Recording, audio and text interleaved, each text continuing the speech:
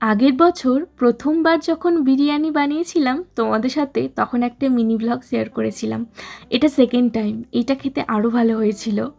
আজকে কী উপলক্ষে এত ভালো ভালো খাবার হয়েছে সেটাই তোমাদেরকে বলবো এই ব্লগে। এগুলো ছিল বাবা মার অ্যানিভার্সারি স্পেশাল খাবার। আজকে বাবা মার অ্যানিভার্সারিটা সেলিব্রেট করছি। জানো তো, এবারে না বাবা মার অ্যানিভার্সারির দুদিন আগেই সেলিব্রেশন হয়ে গেছে। আসলে আমি গেছিলাম দুবরাজপুর, বেশ কিছুদিন ওখানে ছিলাম। আমার ফিরে আসার দুদিন পরই বাবা মার অ্যানিভার্সারি ছিল, তাই ভাবলাম আমি যাওয়ার আগে অ্যানিভার্সারিটা সেলিব্রেট করেই যাব। এই কেকটা আমি বানিয়েছিলাম, অনেক দিন পর কেক বানালাম। তোমরা কমেন্ট করে জানিও তো কেমন লাগছে এই কেকটা। আমার বিয়ের আগে পড়াশোনা ছাড়া দুটো হবি বেশি ছিল, তার মধ্যে একটা হলো এই কেক বানানো।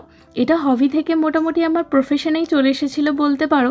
আমার কেকের একটা ছোট্ট বিজনেস ছিল, আমি বেকিং শেখাতামও, পিৎজা বানানো ক্লাস করাতাম। আর সেকেন্ড যেটা ছিল সেটা হলো এই ভ্লগিং। বিয়ের পর মোটামুটি আমার কেকের বিজনেসটা এখনও পর্যন্ত বন্ধই আছে। ইচ্ছে আছে আবার শুরু করব ওটা, কিন্তু এই ভ্লগিংটা এখনও চালিয়ে যাচ্ছি। আর এটার পেছনে সবচেয়ে বড় কারণ হলো তোমাদের ভালোবাসা। তোমাদের অনেকেই আছে যারা আমার ভ্লগ দেখতে ভীষণ ভালোবাসো, তাদের জন্যই আমার ভ্লগগুলো বানাতে আরও ভালো লাগে। এছাড়া আমার ফিডে এগুলো মেমোরি হিসেবে তো সেভ হয়েই থাকছে। তো এইভাবেই সেদিন বাবা মার অ্যানিভার্সারিটা সেলিব্রেট করেছিলাম। আমার ভাইও এসেছিল আর রকিও ছিল ওখানে। প্রত্যেক বছরই আমি আমাদের বাড়ির সবার জন্মদিন অ্যানিভার্সারি চেষ্টা করি ছোট করে হলেও সেলিব্রেট করার। বিয়ের পর এই বাড়িতে এসে আমার শ্বশুর শাশুড়ির অ্যানিভার্সারি, আমার বরের জন্মদিন সব কিছুই আমি সেলিব্রেট করেছি, সেগুলো তোমরা ভ্লগের মাধ্যমে দেখেছো। তো আজকেও এই সেলিব্রেশনটা করে ভীষণ ভালো লাগলো। আর আজকে রাতের মেনুতে ছিল বিরিয়ানি, যেটা আমি বানিয়েছিলাম।